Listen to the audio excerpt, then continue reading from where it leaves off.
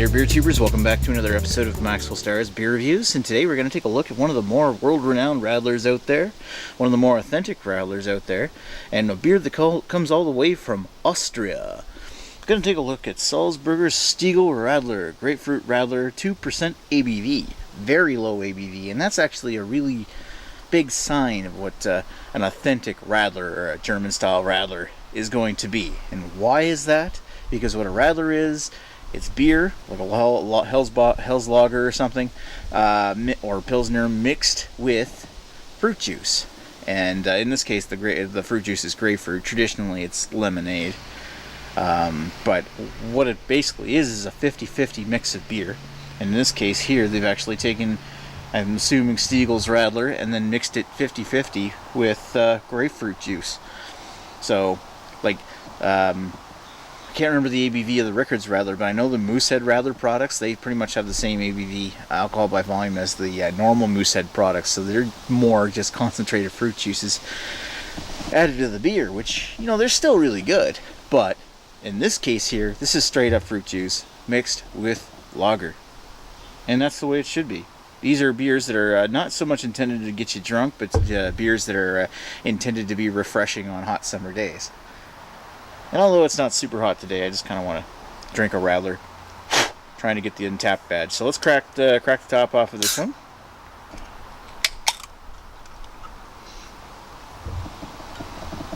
Pour that out on camera if I can.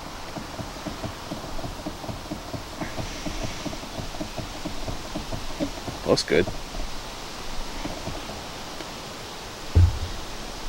Looks sexy, actually. Very nice look to it.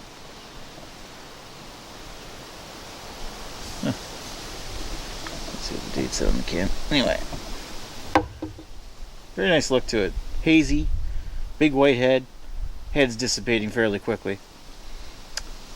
Very like straw yellow, little hint of orange. Looks almost like pulpy grapefruit juice. That looks actually really nice and really quite authentic looking. And even in the wind today, hopefully you can hear me instead of getting like a wind blowing against the microphone, but I do have wind cancellation on my camera and an external microphone, so hopefully it's working, doing its work. So, yeah, even in the wind today I can still smell the grapefruit, so let's give it a whiff. Oh yeah. Sweet. There's a slight bready note to it, but it's mostly the sweet, soda watery, almost fresh smelling grapefruit juice.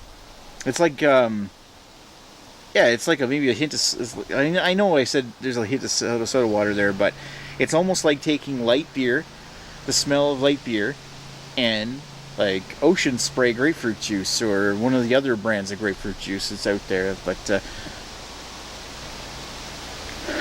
maybe not kind of, it is sweet smelling, but maybe not quite as sweet smelling as like ruby red grapefruit juice. This is kind of like maybe a mix of pink and white. It's sweeter than white grapefruit, and it's not quite as sweet as pink grapefruit or ruby red. So one thing I will say is a nice authentic grapefruit smell. So let's put it down the hatch. Cheers. Oh yeah.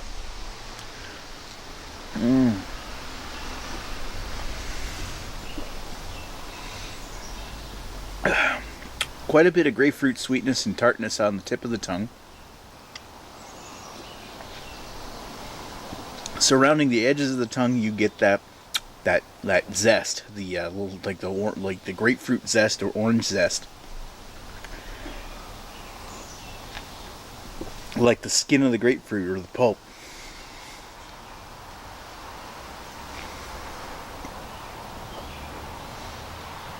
It's got a very soft, almost creamy body.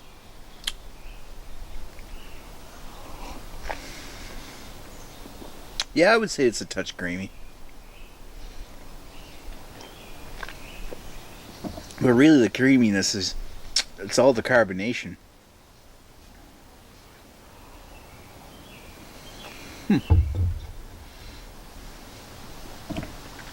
Now, it leaves a very tart,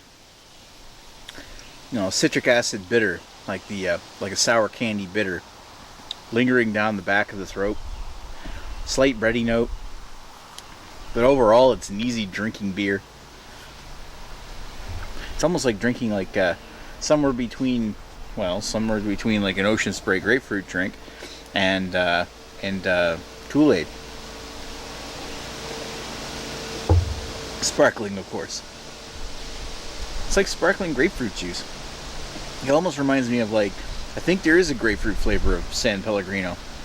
You know, those cans that you can buy, the Italian sodas with the foil that you peel off and you drink. My favorite's the blood orange, but I'm pretty sure that there's a grapefruit flavor as well. And this is right there in the same vein, except for it's slightly alcoholic. That's nice. And one of my favorites.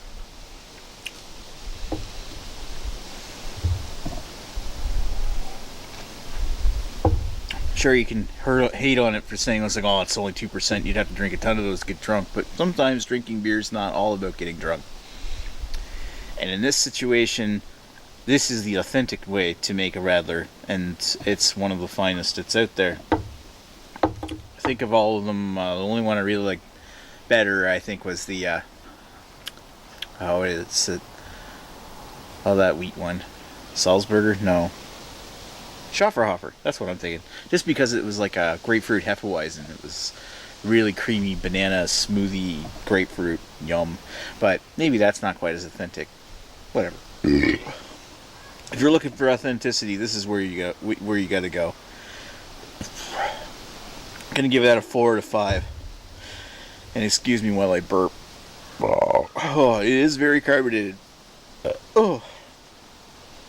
So be warned. If you don't like very fizzy beverages, you might shy away from this for a bit. But if you're looking for something really refreshing on a hot day, something that's almost as lightweight as one of those vodka coolers you get at the supermarket, this is it. This is a great one to have. This is actually probably a great one to have with like food or hot dogs or steak or something.